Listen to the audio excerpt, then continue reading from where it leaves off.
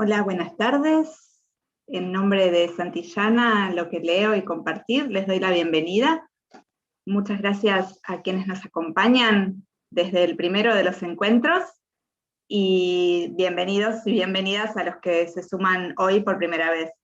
La verdad que estamos muy contentos de compartir este espacio, este encuentro a distancia y saber que la lectura nos une con un interés común.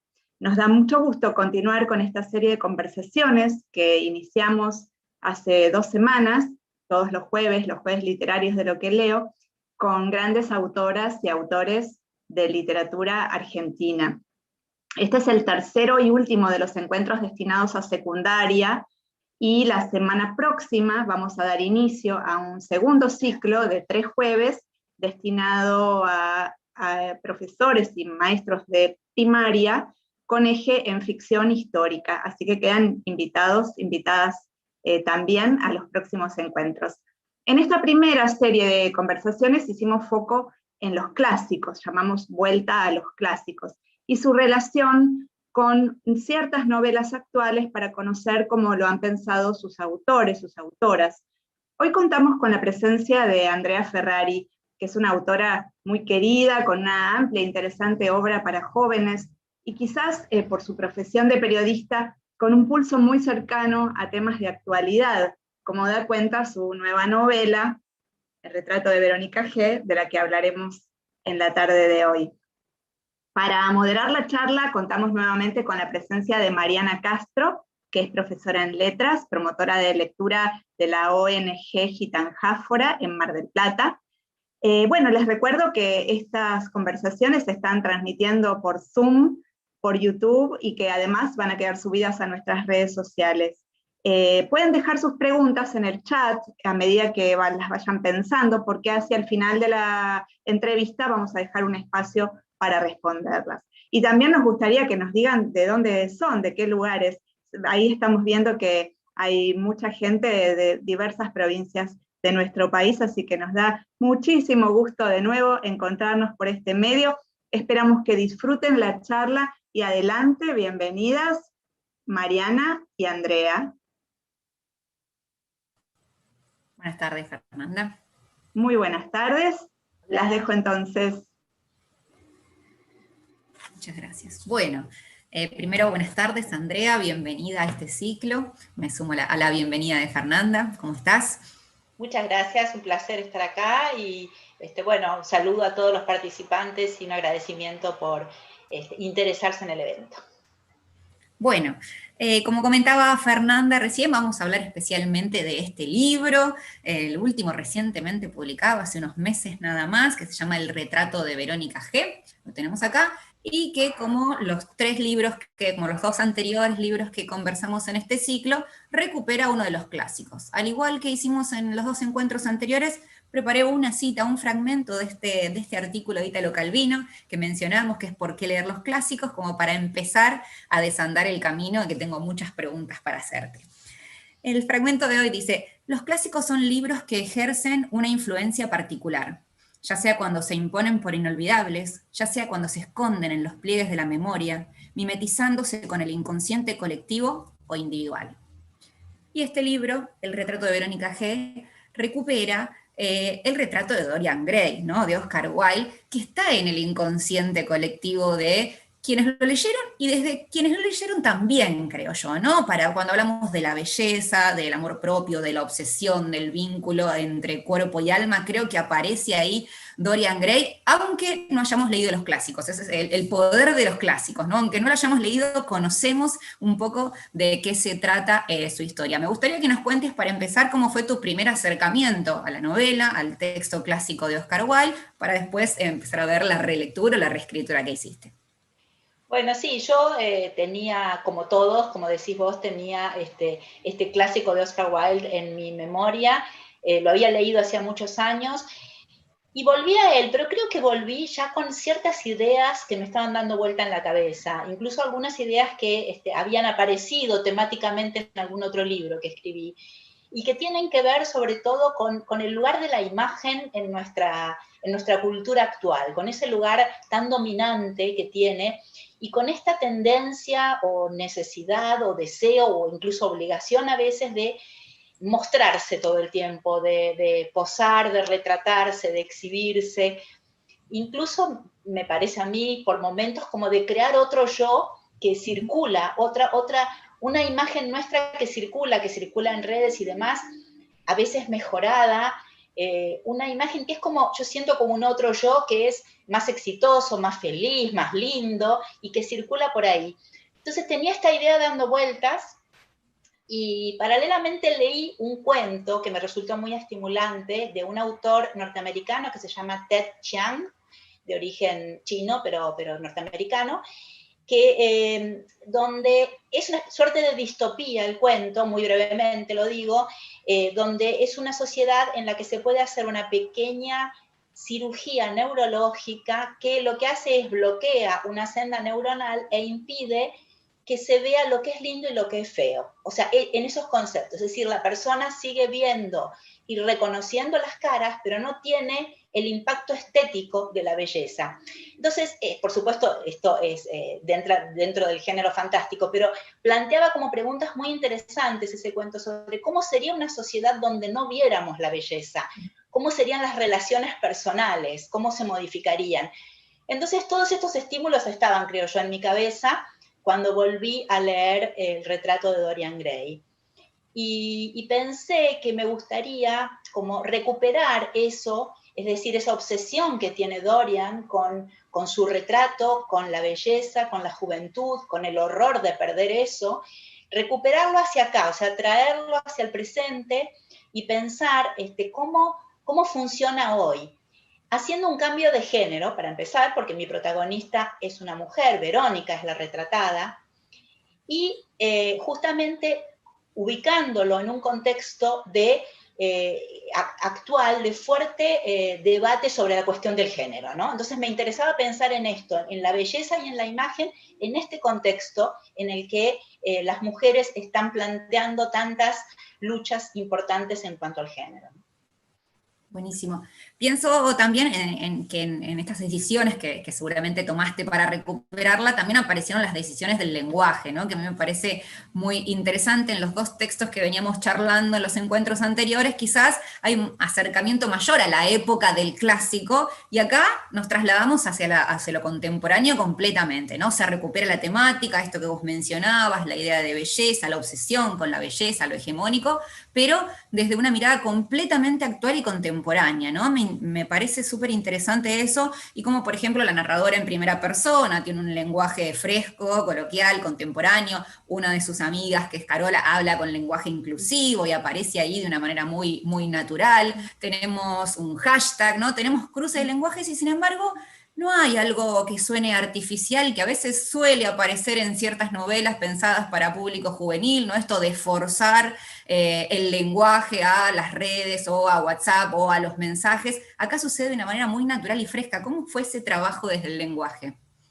Sí, a mí me interesó, digamos, traerlo bien para acá, hacer una novela bien actual, incluso hasta con una cierta proyección hacia el futuro, ¿no? Porque hay ciertas cosas que pasan que aún no pasaron, o que no sabemos si pasarán, pero que se proyecta levemente. Y me interesaba, como decía antes, ubicarla en este contexto del debate sobre el género tan actual, que digamos que forma parte de la agenda política internacional en este momento, y que ese debate, digamos, tuviese que ver con la belleza, pero también tuviese que ver con otros conceptos políticos actuales. Y me interesaba que las protagonistas fuesen mujeres jóvenes, porque yo siento que justamente en este momento quienes están empujando el cambio son las chicas, ¿no? Sobre todo son las chicas. Entonces me gustaba generar eso con un diálogo, digamos, muy actual, para el que tuve el aporte y contribución de mis editoras. Lo trabajamos, digamos, bien por ese lado, ¿no? Que sonara muy natural.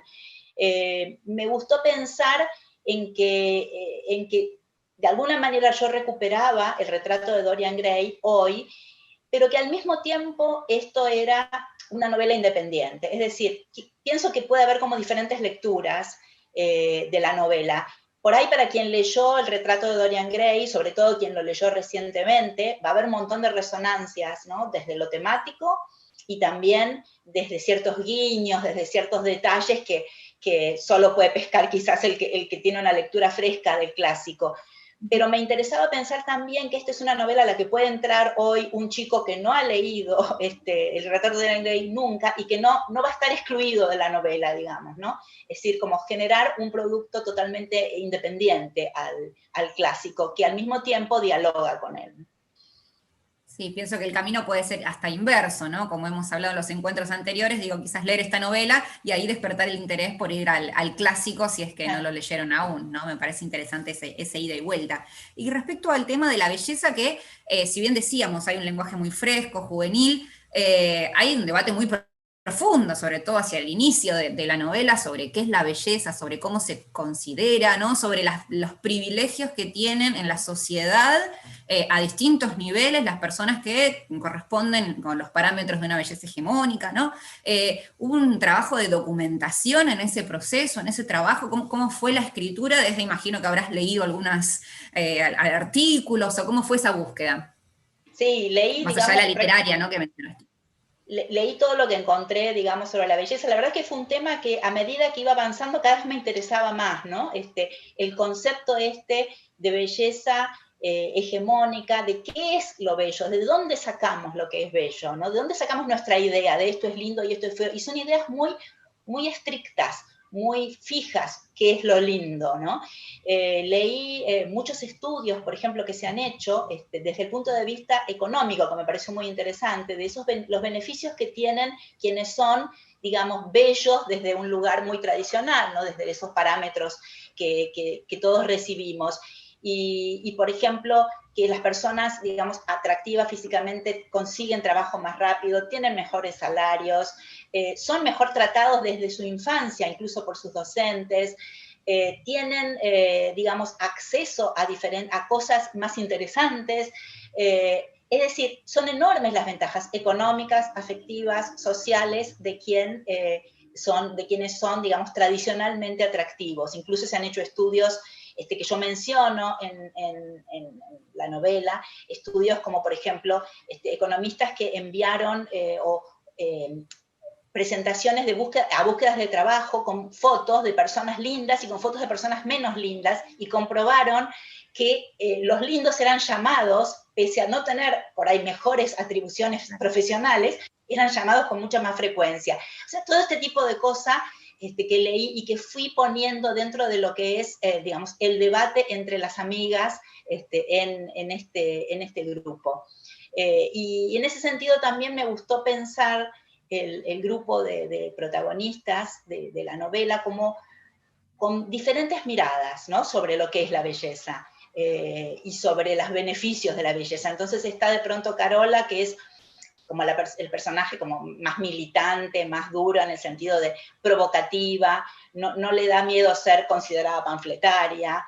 Luego está Verónica, que es la chica retratada, que tiene como una identidad muy basada en su imagen, ¿no? Y a quien le da mucho temor perder esos beneficios que le da la belleza.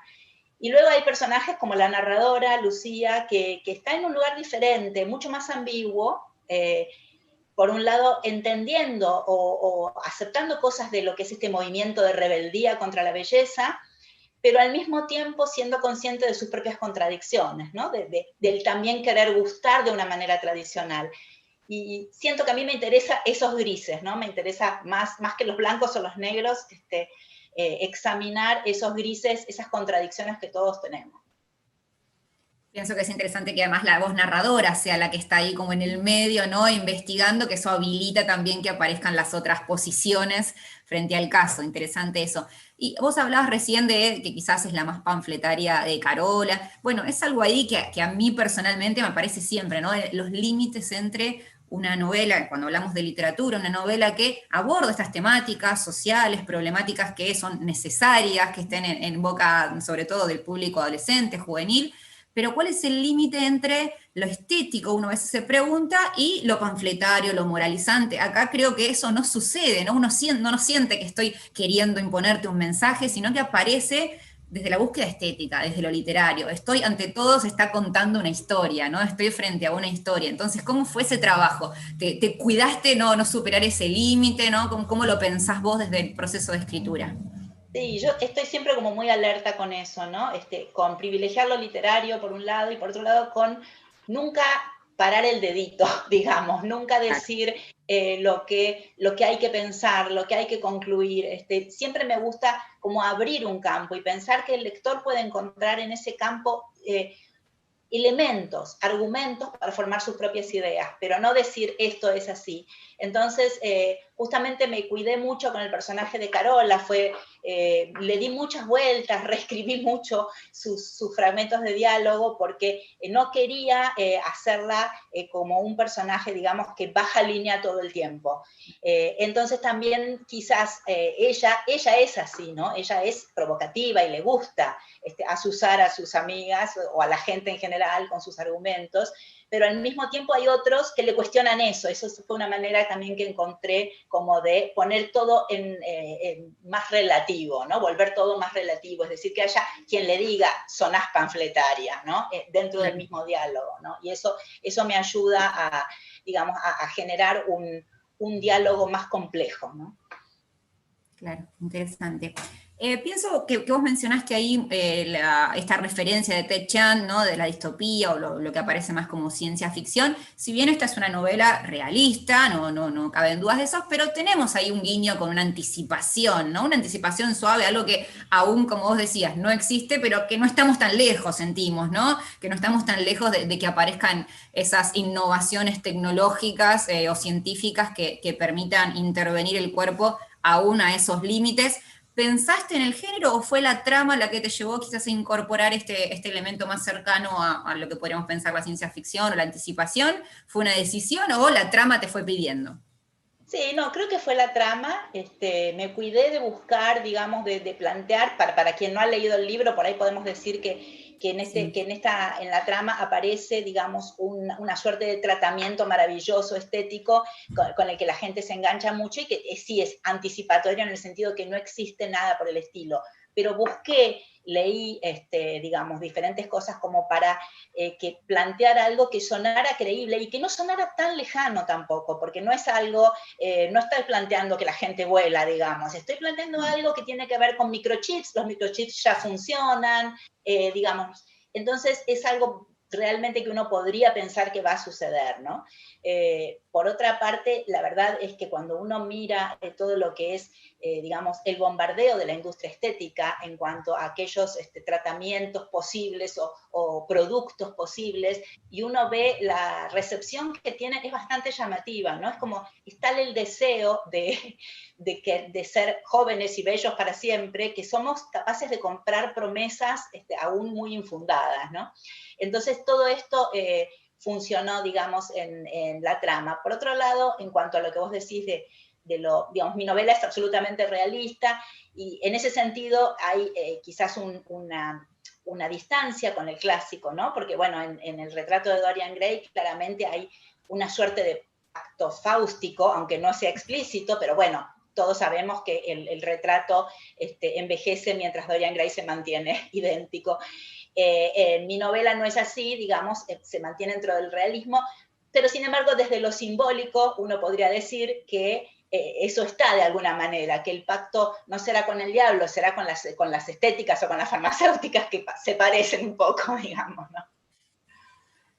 Sí, pienso también en ese sentido que viene muy bien en el contexto actual, donde hay una explosión de lo retratado, ¿no? Del retrato constante, de la selfie, de la foto, de los filtros. Digo, también se podría leer o revisar desde toda la tecnología y los discursos que generamos, como vos mencionabas al principio, todo el tiempo, ¿no? Construimos esa imagen y ese retrato, y retrasamos también ahí el paso del tiempo, ¿no? Lo mantenemos.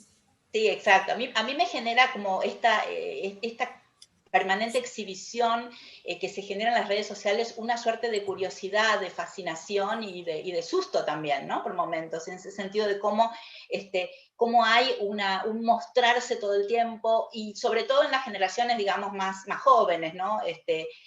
Eso ya han crecido de esa manera. Entonces, entiendo que esto tiene que ver, tiene que tener un lugar muy importante en la construcción de la identidad, ¿no? Mostrarse constantemente, ¿no? Sí. Pienso en esto que estamos mencionando y en el contexto, en la fuerte influencia que seguramente tiene el contexto histórico en la escritura y seguramente lo tendrá también en la lectura de esta novela. ¿Crees que hubiera sido posible hace 10 años atrás o la reescritura probablemente hubiera sido otra? ¿Cómo influyó el contexto social tanto de la explosión de la exposición, como mencionabas, como, por ejemplo, de los movimientos feministas, ¿no? Que también aparecen ahí, son como dos elementos del contexto social que se meten en la historia, en la trama de la novela. Sí, no, creo que hubiese sido, hace 10 años hubiese sido algo completamente diferente. A mí, o sea, cuando empecé a meterme con este tema, inmediatamente me vinieron a la cabeza los movimientos recientes, los movimientos de la mujer, todo el debate feminista en este momento, y de hecho, digamos, las características que adquiere el movimiento en la novela, que se da por llamar Fuck Beauty, tienen muchos puntos en común con el Ni Una Menos, o con Me Too, o con la lucha por el aborto legal, o con, bueno, en fin, con montones de movidas que han protagonizado las mujeres en los últimos 3, 4 años. Y sí, de alguna manera, digamos, las protagonistas de mi novela toman eso, o sea, están formadas ahí para reaccionar ante esto que sucede, que es, digamos, una rebelión contra los parámetros de belleza tradicional. Sí, y también pienso que es una historia también de amigas, ¿no? De que podríamos denominar sororidad o de acompañamiento entre mujeres, y eso también es muy interesante lo que se genera, ¿no? Vos decías, bueno, tomaste la decisión inicial de cambiar el género del protagonista, y acá además eso aparece como un elemento fuerte, ¿no? La compañía que se hacen, y por momentos no pueden tener esa compañía o no saben cómo acompañarse. Es interesante también lo que hay ahí, que quizás no está tan fuerte o tan explícito desde la trama, desde el conflicto principal, pero a mí me gustó mucho leerlo, ¿no? Pensar cómo se vinculan y cómo cambia el vínculo y cómo puedo acompañar a mi amiga en ciertos momentos, ¿no? Cómo... Sí, yo creo que para la mayoría de las mujeres ese espacio de las amigas es muy importante en la vida, ¿no? En la mía personal seguro. Y entonces, digamos, me interesó mucho plantear esta dinámica, ¿no? Amigas que piensan muy distinto en ciertos aspectos y al mismo tiempo que, digamos, cuando las cosas se ponen difíciles están juntas, aún pensando distinto, aún desde ese lugar tan diferente que pueden tener, por ejemplo, Carola y Verónica, ¿no? Sí. Pienso también en la edad. Digo, a veces cuando pensamos en literatura juvenil o literatura editada para adolescentes, pensamos que los protagonistas tienen que tener la misma edad, ¿no? Es un prejuicio que se tiene a veces en la literatura para jóvenes. Y acá elegiste que sean un poco más grandes, ¿no? ¿Cómo Sí, fue esa decisión también? Sí. sí, elegí que fuesen jóvenes adultas porque creo que daba como una posibilidad de independencia, de experiencia y demás. No me pareció tan importante establecer exactamente la edad, o sea, en el libro se sabe que han sido compañeras de secundario, que se siguen viendo, que empiezan sus carreras universitarias. No me pareció tan importante definir si tenían 21, 20, 22, son mujeres jóvenes y creo que de alguna manera representan este lugar de las mujeres jóvenes hoy, que a mí me resulta fascinante en cuanto a la fuerza, la potencia que tienen, ¿no? Creo que para todos los que hemos estado en las manifestaciones recientes de Una Menos, Ni Una Menos y demás, ver a esas chicas con esta fuerza con la que plantean, digamos, no más patriarcado, con la que plantean diferentes relaciones con los hombres, es realmente muy estimulante, ¿no? A mí me gustaría pensar en la novela como un estímulo en ese sentido, como un estímulo para pensar lo personal, no solo lo político, ¿no? Lo personal de las relaciones, es decir, cómo esta cuestión estética, esta cuestión de la belleza, interfiere en nuestras relaciones, cómo elegimos a las personas con las que estamos, cómo nos construimos a nosotros mismos a partir de esas marcas de la belleza, ¿no? Entonces, repensar, eso fue lo que a mí me resultó interesante como proceso propio de escritura, repensarme a mí misma en esos términos, en términos de cuánto me ha importado esto estético, qué cosas he hecho, qué sacrificios he hecho en pos de estos parámetros estéticos que de alguna manera heredamos todos como parte de la cultura, ¿no? Y creo que ahí es donde se borra la edad también de las personas que imaginas como lectores o lectoras, ¿no? Digo, cuando los textos son buenos, no tienen una edad determinada, ¿no? Son buenos para todos y creo que este tipo de cuestionamientos que vos mencionabas, cualquier lector que se enfrente a la novela van a empezar a aparecer, ¿no? Es una novela, digo yo, que más que dar respuestas genera preguntas, que es lo interesante de la literatura, ¿no? Cuando nos hacemos más preguntas que respuestas que recibimos. Sí, eso es lo que a mí me interesa realmente, plantear preguntas, ¿no? Es decir, muchas veces uno en el contacto con los chicos o los jóvenes recibe la pregunta de, bueno, pero vos, ¿qué quisiste decir? Y me interesa mucho decir, no es que quise decir algo tan concreto, no quiero decirte cómo pensar este tema, quiero abrirte un espacio para pensar, ¿no? Para pensarse a uno mismo. Desde ahí, ¿cómo imaginás la mediación de lectura con esta novela? ¿Imaginaste, sos de pensar un lector ideal, una situación ideal de lectura más que un lector ideal? ¿Pensaste alguna No, la verdad es mediación? que no, la verdad es que me dejo llevar por la escritura. Me gustó mucho un comentario que recibí de una adolescente que leyó el libro y me escribió para decirme, me gustó y ahora quiero que lo lea mi mamá. Es decir, esta cuestión generacional, ¿no? De ver cómo vemos este tema en distintas generaciones, porque la verdad es que, digamos, no es un tema en particular juvenil, es un tema yo creo que nos atraviesa a todos, ¿no? Esta cuestión de la belleza, de la estética, a mujeres, a hombres, a jóvenes, a viejos, nos atraviesa toda la vida. El tema es, bueno, cómo uno lo enfoca, ¿no? Bien, pensando un poco en los paratextos, digo, de la novela, tenemos, bueno, como una suerte de anticipación, el epígrafe es un fragmento justamente del retrato de Dorian Gray, y que habla un poco de esto que decíamos recién, ¿no? Tú eres el modelo de lo que la época busca y de lo que teme haber encontrado. La influencia de la época también, como mencionábamos recién, y después me gustaría que hablemos de la tapa también, si hubo algún trabajo, hay un vínculo, una decisión en el equipo de cómo definir la tapa. Si querés mencionar primero algo del epígrafe, la selección, y después vamos para ahí. Sí, no, bueno, el epígrafe claramente era como, bueno, la idea era más allá de que, o sea, el libro no tiene un prólogo ni demás, entonces quise poner como una señal muy clara, decir, acá estamos hablando también de Dorian Gray, ¿no? O sea, este libro está recuperando el clásico y esa fue como una búsqueda de ese epígrafe. Y bueno, Dorian Gray es ese personaje un poco oscuro, ¿no? Entonces, en ese sentido, me gustó plantear esto de lo que se busca y lo que se teme al mismo tiempo. Y en cuanto a la tapa, bueno, sí fue un trabajo muy intenso con las editoras de Lo que leo, en busca de esas imágenes que al principio no teníamos claras cómo debían ser, pero que creo que resultó a la postre muy interesante estas mujeres, chicas que están, digamos, combatiendo, ¿no? Que es lo que aparece en el libro y lo que aparece en este momento en la realidad, ¿no? Es un trabajo de Magda Castria, mencionamos ahí la ilustración de tapa. Sí, la ilustración de tapa. Pienso en ver la tapa, en los colores violetas, lo femenino. ¿Te da un poco de miedo que limite a los lectores que se acerquen a la novela?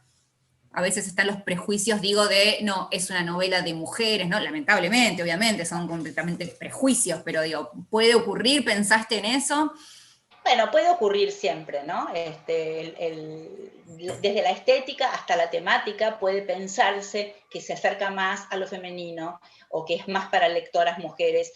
Yo realmente creo que, si bien es una novela protagonizada por mujeres, creo que esto que está pasando en la realidad y esto que sucede en la novela con las mujeres es algo que creo que a los hombres les interesa, francamente.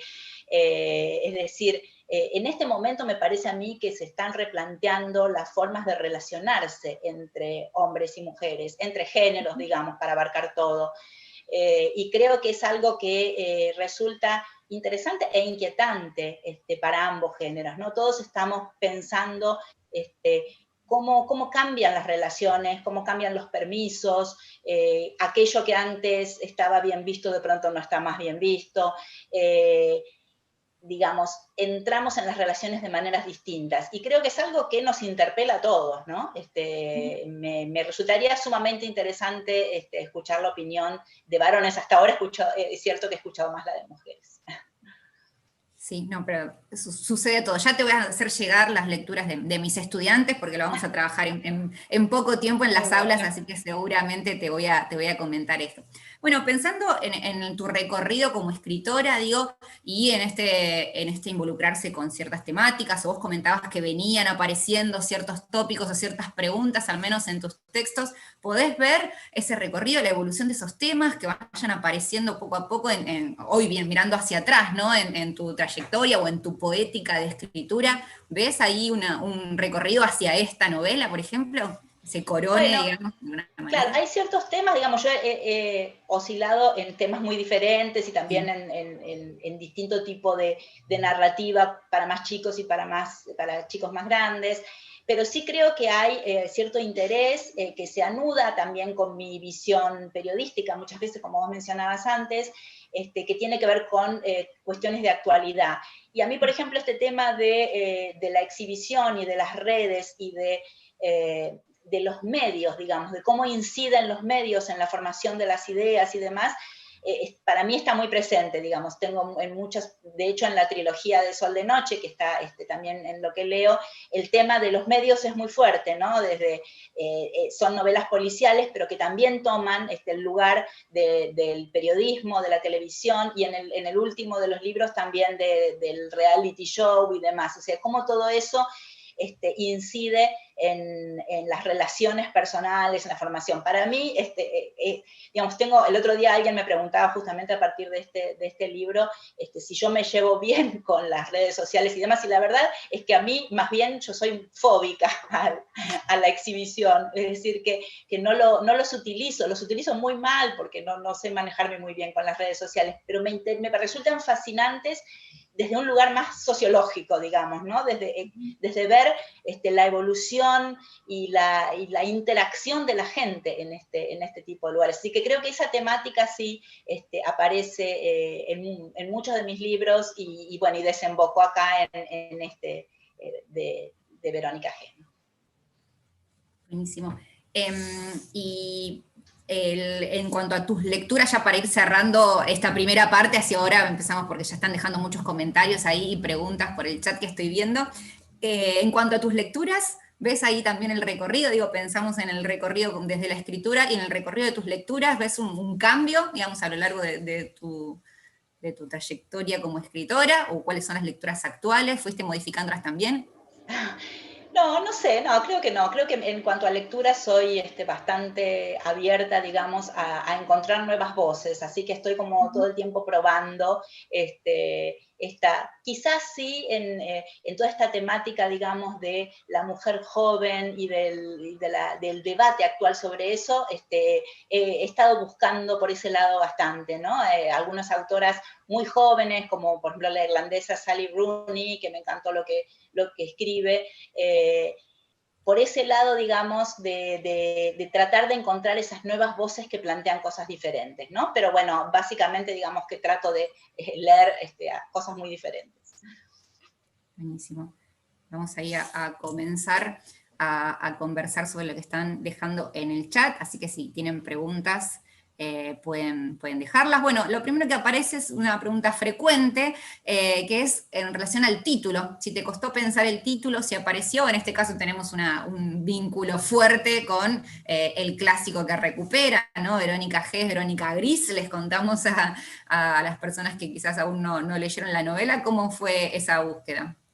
Sí, bueno, claramente el título es un guiño al clásico, ¿no? Es decir, estoy hablando de esto, por un lado, y bueno, el nombre de Verónica, ¿no? Claramente la elección del apellido Gris, obviamente alude a Grey, y al mismo tiempo me permite trabajar desde lo simbólico, ¿no? Porque ella no le gusta su apellido, no le gusta porque la remite a lo triste, a la vejez, dice ella, la remite a las canas, lo gris. Entonces, se cambia ese apellido para su nombre artístico y se pone simplemente la G, que le parece como más misterioso e interesante. Y por otro lado, el libro empieza en realidad hablando justamente sobre que si hay algo más diferente a ella, imposible es el gris, porque Verónica brilla, digamos, ¿no? Y con esto, bueno, esto tiene que ver con el personaje. Sí, que genera una fuerte atracción, ¿no? En un momento hasta se dice que todos de alguna manera están enamorados de ella, ¿no? Desde un lugar de atracción más allá de lo afectivo, de lo romántico, tradicional, digamos, ¿no? Enamora a todas las personas que se encuentran. Es muy fuerte ese personaje en particular.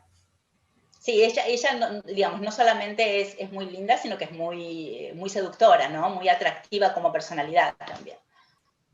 Sí, además esa inocencia de no darse cuenta al principio, ¿no? O hasta que no surge este retrato, quizás no es tan consciente de lo que genera, ¿no? La difusión masiva después de este primer retrato, que es el que desencadena la historia. Acá Maricel Panza pregunta, desde el debate planteado por los protagonistas de la belleza, ¿puede analizar la narración como una crítica a ese concepto social establecido?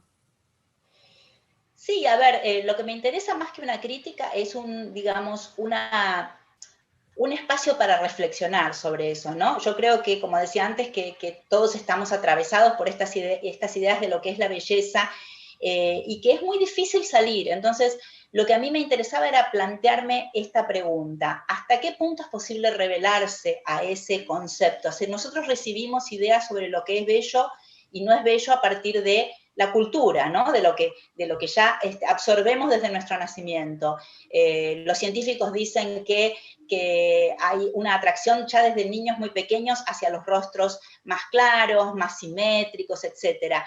Pero también recibimos mucho de lo que es el bombardeo, digamos, publicitario sobre lo que debe ser lindo, lo que nos muestran constantemente como imagen. Entonces, lo que me interesa más que criticar esos parámetros es plantearse hasta dónde es posible revelarse a esos parámetros, ¿no? Hasta dónde uno puede cuestionar y cambiar la cabeza, es decir, pensar lo bello desde otro lugar. Yo no tengo la respuesta, ¿no? Me hago la pregunta.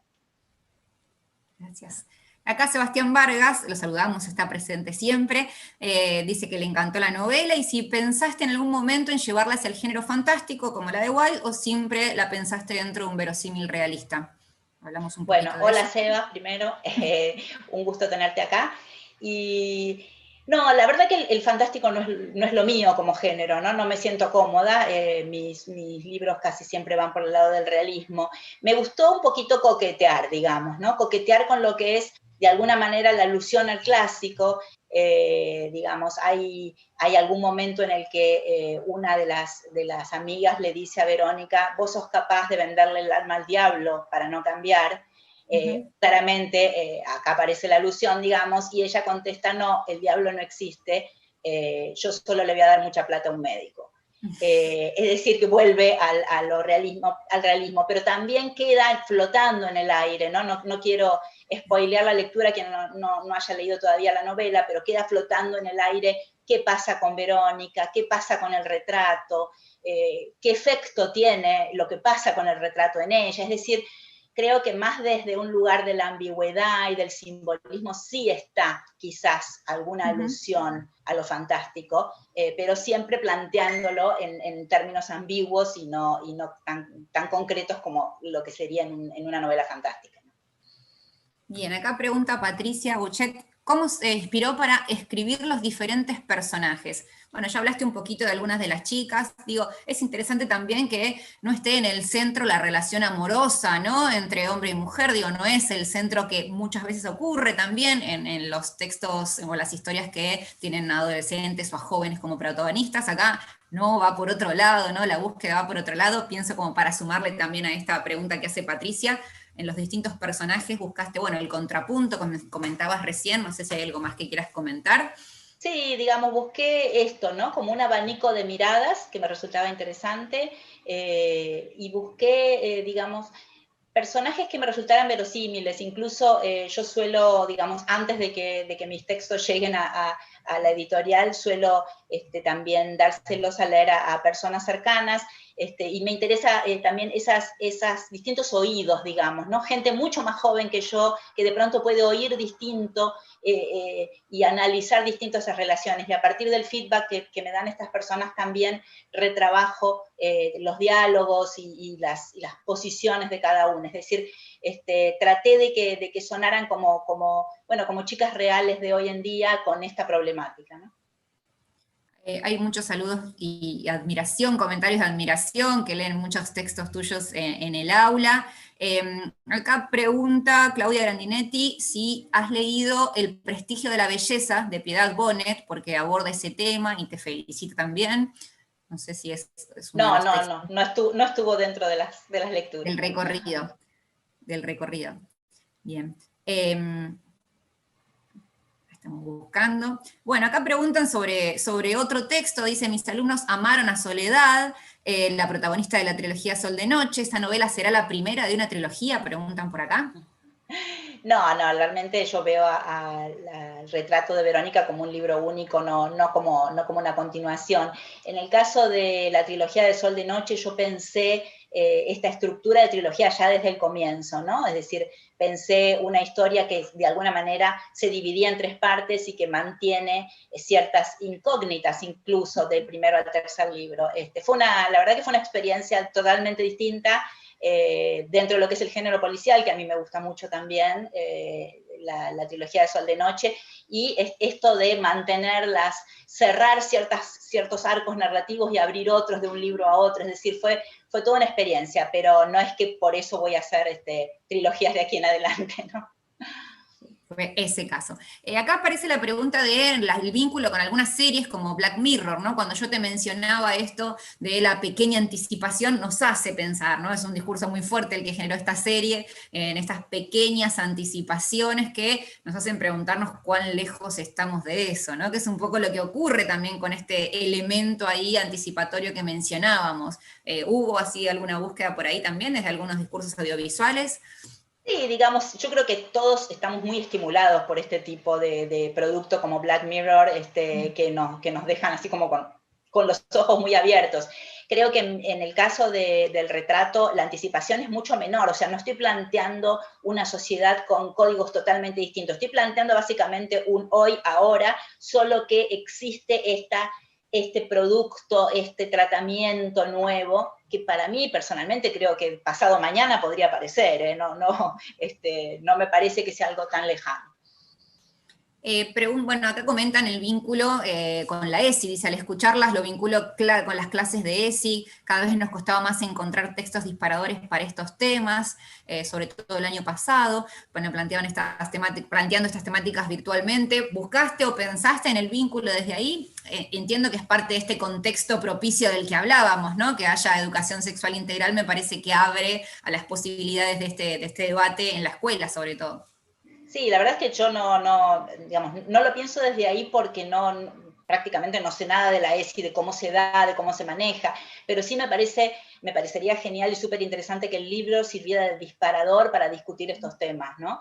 Es quizás lo que más me estimula a mí al escribir, el pensar en un lector joven, adolescente, que pueda sentirse estimulado a discutir a partir de ese libro. Si eso se logra, creo que es como que estoy plenamente satisfecha con haberlo escrito, ¿no? Y acá mencionan también el debate del lenguaje inclusivo, cómo fue animarte, digo, que por ahí en otros ámbitos, tanto audiovisuales como en la música, ¿no? El lenguaje inclusivo empieza a aparecer y en la literatura está como cuesta más, ¿no? No tenemos miradas, no porque esté bien o esté mal, sino que no aparece en circulación y no se abre ese debate. Bueno, cada uno de tus personajes utiliza el lenguaje inclusivo, hubo una decisión particular ahí, digamos, no está desde la voz narradora, que también podría ser porque es otro personaje. ¿Cómo fue eso? Bueno, a ver, a mí me interesa mucho el tema, desde lo teórico del lenguaje inclusivo, de hasta dónde va a durar, de hasta dónde lo sostenemos. Conozco mujeres jóvenes que prácticamente hablan sin confundirse, lo cual ya me parece todo un logro. Así, no es exactamente mi caso, pero esto me lo planteó una chica en un colegio y me resultó interesante la pregunta como disparador. Ella me dijo, ¿vos escribirías un libro todo con lenguaje inclusivo? Y mi respuesta fue, no desde el narrador, porque la verdad es que yo siento que genera una artificialidad en el discurso literario donde no me siento cómoda, esto de la E todo el tiempo, digamos. Entonces, no desde el narrador, pero sí, dije en ese momento, podría pensarlo desde un personaje, es decir, podría haber un personaje que utilice el lenguaje inclusivo, que eso de alguna manera me sirve para contar esa persona. O sea, es algo más, en el caso de Carola, es algo más que define a Carola, eso. Entonces, recuperé este diálogo con esa alumna en un colegio, recuperé esto cuando estaba escribiendo y pensando hasta qué punto estaba bueno que uno de los personajes sí mostrara esta actualidad del lenguaje inclusivo, ¿no? Interesante, hay otra posibilidad también de debate o de conversación a partir de la novela. Acá hay algunas personas que hablan de El camino de Sherlock, que lo leen, ¿no? Y que les gusta mucho. Hace 12 años consecutivos que me piden leer No es fácil ser Watson, mencionan acá. Bueno, ese es otro trabajo tuyo, también revisando clásicos. ¿Fue un recorrido similar que en este caso, como querés mencionarlo, digo, a partir de los comentarios que hacen, se me ocurre la pregunta? Sí, la verdad es que para mí la trilogía de Sherlock es una serie de libros a los que le tengo muchísimo afecto porque me han traído, como ningún otro libro, el contacto con los lectores, ¿no? Y las lectoras. Es decir, es el libro por el que recibo más mensajes de chicos y chicas, y eso siempre me da mucha alegría, ¿no? Y bueno, sí, fue un trabajo de recuperación también del personaje, más que de uno de los libros, ¿no? Del personaje de Sherlock Holmes, con el que me divertí mucho, porque a mí el policial me encanta, y de chica leía a full, leía Sherlock Holmes, Agatha Christie, en fin, todos esos policiales clásicos ingleses. Y entonces me divertí mucho retrabajando esto, pensando en cómo mi personaje, que en realidad es un chico que es un fan de Sherlock Holmes, quiere imitarlo, quiere utilizar su misma forma de lógica, es decir, la deducción, e incluso hasta lo cita constantemente, ¿no? Así que me leí muchas veces todos los cuentos y novelas de Conan Doyle basados en Sherlock Holmes, y bueno, al día de hoy sigo recibiendo mensajes de chicos que me dicen, ¿vas a seguir? Y no voy a seguir, porque bueno, la trilogía terminó ahí, pero realmente son libros que les tengo muchísimo afecto. Bueno, acá hay más comentarios hermosos hacia vos. Olga Cisneros, desde YouTube, te felicita y te saluda. Y Virginia Madero habla de que me gusta pensar en la belleza como lo monstruoso en esta novela. ¿Hay algo de eso también? Hay algo de eso, ¿no? Hay algo de lo que produce la belleza, puede ser interesante y puede ser terrorífico también, ¿no? Porque todos estos acercamientos, este lugar al que se ve de alguna manera obligada a mostrarse y de alguna manera acatar esas normas, ¿no? Verónica, esta incapacidad de dejar ese espacio, ¿no? Ese espacio de privilegio que da una belleza así. Así que sí, también, como dice Virginia, tiene algo de terrorífico. Pienso también en la violencia, ¿no? Digo, en lo monstruoso y la violencia que se genera, no quizás de la manera directa, o la que estamos acostumbrados a abordar la temática, pero también la violencia desde lo social, ¿no? A partir de esas demandas de belleza, sobre todo hacia las mujeres, pero como mencionábamos a nivel general, también hay mucha reflexión a partir de eso, ¿no? Esas exigencias, esos mandatos que recaen sobre todo sobre las mujeres jóvenes. Y que pueden ser muy agresivos, ¿no? Por eso, sí. Sí, en lo monstruoso. Bien, acá dicen, leo en primer año El complot de las flores, trabajamos los momentos de crisis, también trabajan con la ESI en También las estatuas tienen miedo, mencionan acá. Hay muchos comentarios, no sé si hay alguna pregunta más para hacerle, si no me gustaría, ¿tenés el libro a mano vos? Sí. Porque sería hermoso que nos leas algún fragmento, o al menos el comienzo. No sé si tenés ganas, si te estoy poniendo en un aprieto, me parece que sería hermoso mientras que aparecen las últimas preguntas, ya que... Bueno, leemos las primeras 2 páginas entonces. Dale. Se llamaba Verónica Gris. Todavía recuerdo mi sorpresa la primera vez que lo oí. Éramos muy chicas, apenas 5 o 6 años, y para mí un color no podía ser un apellido. Tardé mucho en percibir la ironía que encerraba el nombre, porque si había algo que no podía definirla, algo opuesto a su naturaleza, eso era el gris. Verónica irradiaba brillo, era una luz que atraía a todas las miradas. Supongo que yo no tenía en esa época una noción clara de la belleza, pero siempre supe que ella era especial. No sé si era el azul inusual de sus ojos, la nariz perfecta, el largo pelo rubio, los labios carnosos, o todo eso junto lo que generaba un magnetismo que nadie parecía capaz de resistir. En los años siguientes fui testigo muchas veces de las primeras reacciones de quienes la conocían. La abierta admiración, el indisimulado intento de conquistarla, la suspicacia, la envidia, hasta el odio. Porque una belleza excepcional como la de Verónica no deja a nadie indiferente. Pero creo que no tuvimos una verdadera conversación sobre qué es la belleza y los efectos que provoca en los demás hasta muchos años después. En esos primeros tiempos lo tomábamos como algo natural. Ella recibía más atención, más favores, más sonrisas. Así era y punto. A veces me pregunto qué habría pasado si no hubiese sido tan deslumbrante, si nunca le hubiesen sacado la famosa foto. Aunque quizás lo que tendría que cuestionarme es cómo habrían sido las cosas si todo el mundo no reaccionase a la belleza como lo hace, si no la buscáramos de una forma tan burda y desesperada. Por supuesto, sé que en el fondo lo que a mí me desvela es algo diferente. Surge en los momentos en que me siento más frágil, más vulnerable. La pregunta que me devora es qué podría haber hecho yo para cambiar lo que pasó.